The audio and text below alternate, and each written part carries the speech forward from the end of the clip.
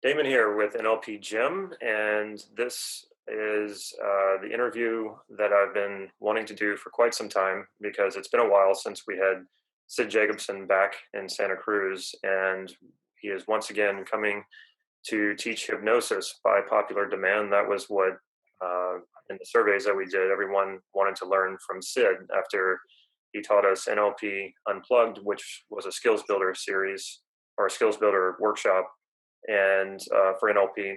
And then he taught us persuasion, and now he'll be back to teach hypnosis. So this is Dr. Sid Jacobson. Welcome. Thanks, Damon. Good to be here again. So why don't we do just a little bit of going into your background, where you're from, how did you come about NLP, and the journey you've taken since those early days? Sure. I have a master's degree in social work and I have a Ph.D. in clinical psychology. It's my professional background. My NLP background goes back to 1978. I was in the, I believe, second NLP practitioner program with Richard Bandler, John Grinder, Judy Delosier, and Leslie Cameron Bandler in New Orleans. I've been in NLP ever since. I've been a trainer since 1982, I think officially, but I was doing it before that as well. And I've been using self-hypnosis actually since 1974 when I was in college. And I had a professor who taught us how to do it. And then I've been, through my NLP training, of course, I learned to do hypnosis clinically. And I've been teaching clinical hypnosis and teaching people to do self-hypnosis since really right after that practitioner training, 1978, pretty regularly.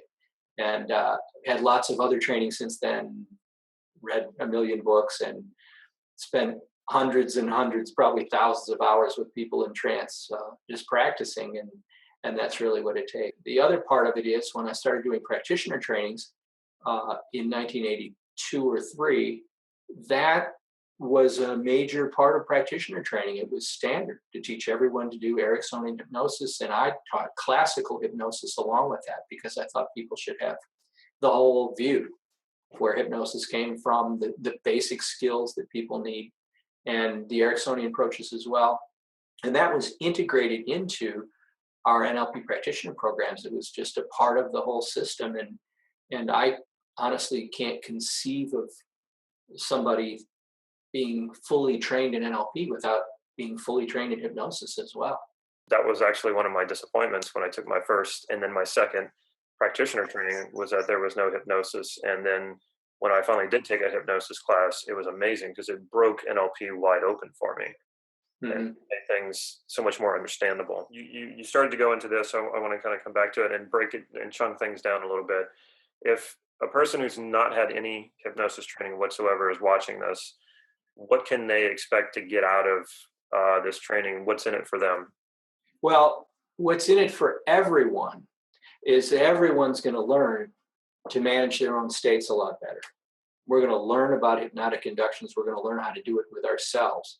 There is a point of view that says that all hypnosis is self-hypnosis.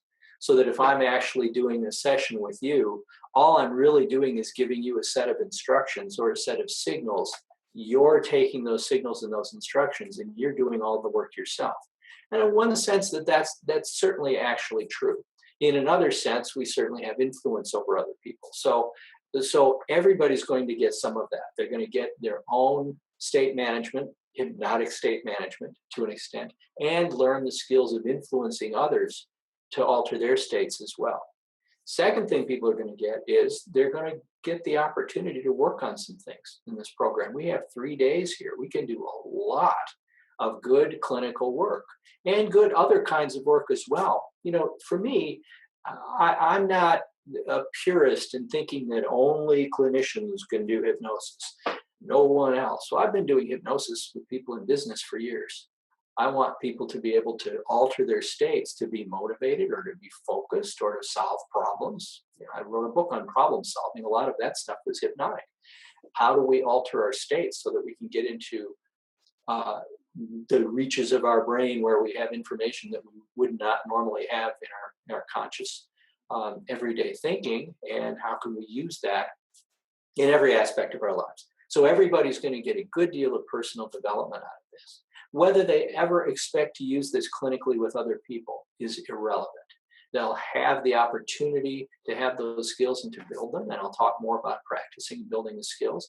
We're certainly going to talk about induction processes. Hypnotic induction, which is getting someone into an altered state of some sort we call trance.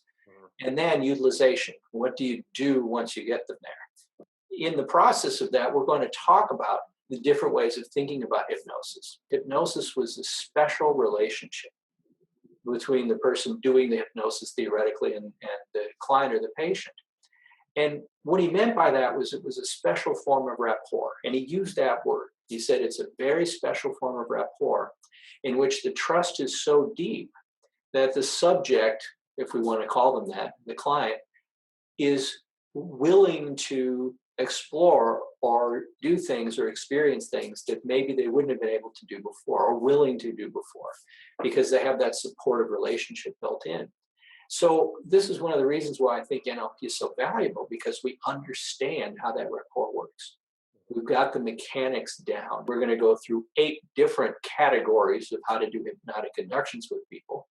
Then not 8 inductions, 8 different categories of inductions, because there's lots and lots of ways to induce trance. And then we're going to do some utilization patterns as well. What can you do to help somebody or help yourself using these tools?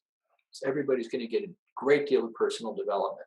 So people can bring their issues with them, and we'll help work on those, whether those are your personal clinical issues or from some other area of your life, your business or your motivation or sports or whatever it might be. One of the things I like about your trainings is you come in with a very loose agenda. And the workshops are intimate enough where I remember I use this in my own workshops now. I totally ripped you off. You said, I don't do the workshop that I plan to. I do the workshop that's in the room. And already I can hear that coming out as you're speaking. You have that loose agenda, but you're kind of waiting to see who's in the room to sort of structure it around the people who are there. Well, absolutely. And there are a number of things I'm absolutely going to do. We are going to go through definitions of hypnosis. We're going to go through categories of hypnotic induction. We're going to go through a number of different things that we call hypnotic phenomenon, things that you would do that you wouldn't see people do normally without being in trance, unless you knew what to look for. And so we're going to do those things. We're just going to do them in the context of what people need. You use the word personal development a few times, and that's always like a key phrase for me. I hear personal development, I'm like, So, and then another one for me is transformation. I'm teaching Transforming Yourself coming up this coming weekend, actually, with Steve Andreas's blessing. Right. Which, transformation, personal development, evolving yourself. These are all terms that really catch my attention, and there's a lot of people that are the same way, and that's why they get into NLP. And one of the things that was in that book, Transformation, was a very earnest statement. I wish I knew if it was Bandler or Grinder, just for my own sake. But it said, yes, like he was answering a question. Hypnosis will evolve you, and just do it, and it will evolve you. And I think he was purposefully vague about what he meant by evolving. And when I hear those words, which are normalizations, transformation, personal development, evolution, I immediately plug in my own meanings, which is what a hypnosis is all about when you hear those words. What I recognize too is that not everybody else is plugging in meanings to that whenever they hear these words, or I send out emails or I put out press releases. And I'm realizing that some people haven't grounded these words in certain meanings. Right. So I was going to ask you a little bit, and you started to go into this. That's why I was saying you're answering my question. What does it really mean to evolve yourself, to transform yourself, to personally develop yourself? Like I said, I have my own meanings for this, and a lot of people do, but a lot of people don't. So for somebody who's kind of like didn't have meanings plugged in for those words, how would you describe it? I'm going to help you develop well-formed outcomes. I'm going to help you know what your long-term goals are and the effects you want to get out of the changes that you make, figure out what changes those are, and develop yourself in that direction. In terms of the word evolution, I just think of that longer term, and not even always longer term, but in making bigger leaps, more than just solving one problem. we have this concept in NLP of generative change. So if you come to me with a problem and I say, okay, we can just solve this problem, or we can solve the problem in a way that generates solutions to a lot of other things that really gets you to change in a number of ways, all of which take you in the path that you want to go in your life. That generally is what we want to do if we're working with somebody. We don't just want to solve the one problem, though there's nothing wrong with that. But as master practitioners or trainers of NLP, we like to think bigger than that. To me, this word evolution is all about that. What does it mean for you to evolve? So I don't think I can really give someone else their definition of evolution. But usually I start the discussion the way that we just did. If you were different, how would you want to be different? What's holding you back from being different? People will say, well, I've got this problem or that problem. I've got this block, or I don't know how to do this. We'll explore all those things so that we can do something that those aren't holding somebody back, so that they can move forward in the direction that they want to go. Usually an evolution includes some kind of a belief and identity change where somebody feels that they become a different person than they were before. Now that's not always necessary, but it's big. And sometimes people want the big stuff, right? Yeah, and I was going to say, that can be a very scary thing, even though it's a positive and generative thing. When you start to transform, right? I know I experienced a tremendous amount of fear. You start thinking like, oh, or my loved one's going to recognize me. Will I disappoint someone? All these weird things start coming up, even though it's what you wanted. And hypnosis, NLP, a good coach, a good teacher, a good mentor is almost essential for helping you get through that. Well, I think that's right. And you also mentioned context. Are my friends and loved ones going to see me the same way? So any good people helper is going to help a person make whatever changes or growth or evolution they're making in the sense of the context that they're in. Because I think that's important. This is where the whole idea of ecology came from. Well, one of the things that hypnosis absolutely gives you the ability to do is to check unconsciously to find out if the change that you're making is ecological. I would have to say probably the single most important, and I'm sure you've had this happen so many times, working on yourself or having even maybe Bandler worked with you a little bit on some of it, putting those sort of putting those instructions into you hypnotically that you've already checked to make sure that they're ecological, the changes you want to make, and you just kind of forget about it. It drops into unconsciousness, and then a few months, a few years later, or something, you suddenly go, "Well, wait a minute, here I am. Those instructions have carried out, and I haven't."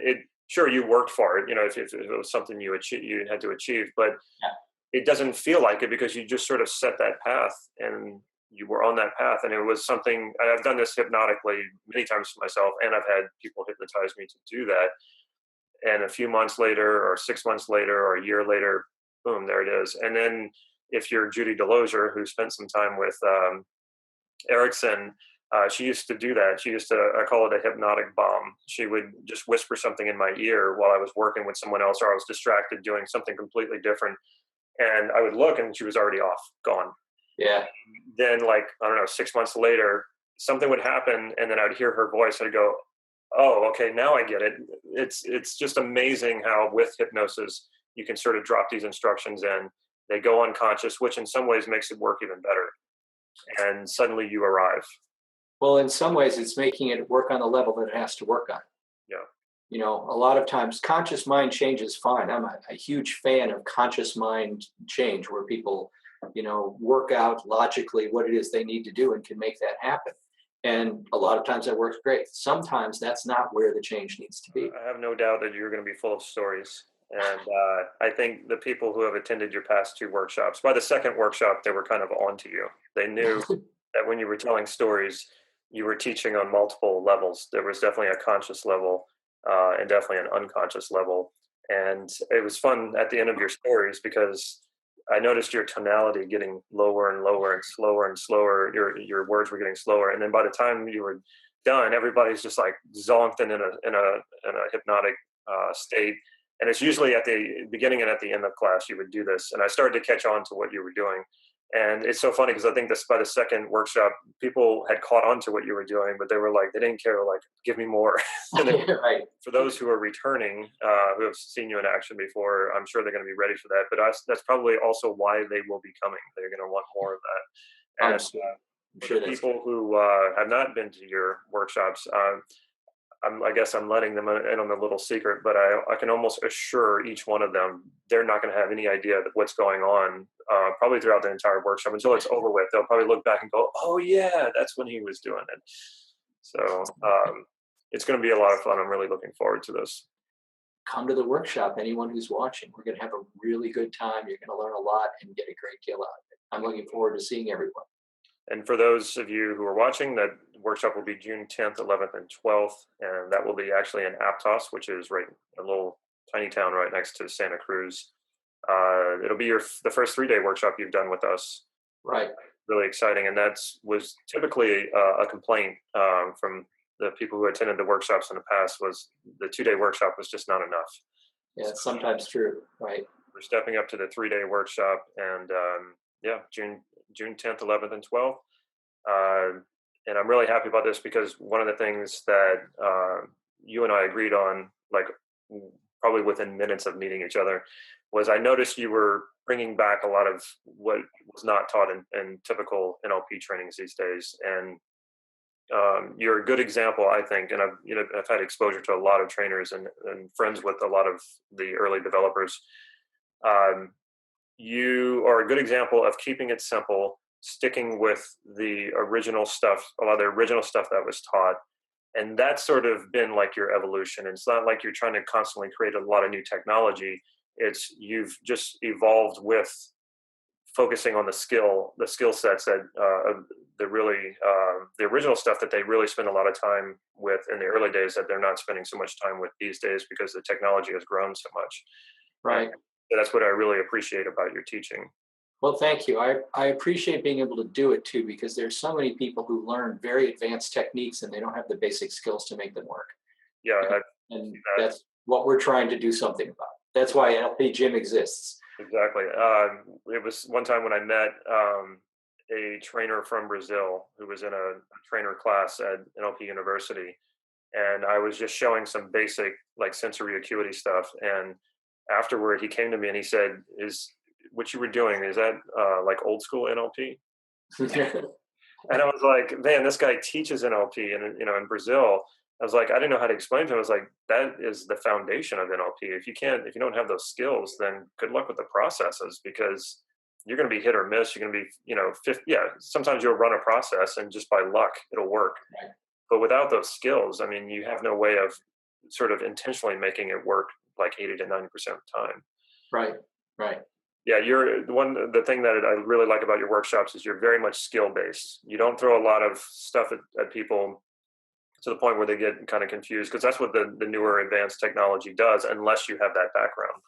So on a skill set, you can actually walk away from the workshop and have real skills that you can put into your everyday life. That's the intention. Yeah.